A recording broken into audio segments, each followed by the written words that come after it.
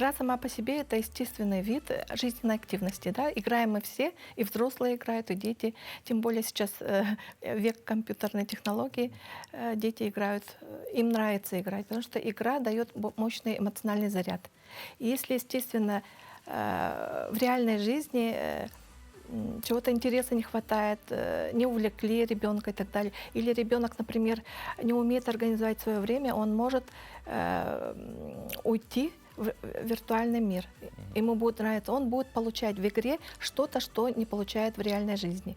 Это, например, общение, признание, в какой-то роли он будет находиться, потому что в реальной жизни ему сложно общаться, может быть, да, а также на самом деле игра помогает человеку, да, познать себя, познать других, а также он развивает природные навыки, способности наблюдательности, внимания, скорости, реакции и так В далее. некоторых случаях и язык можно подтянуть, кстати. И язык, да.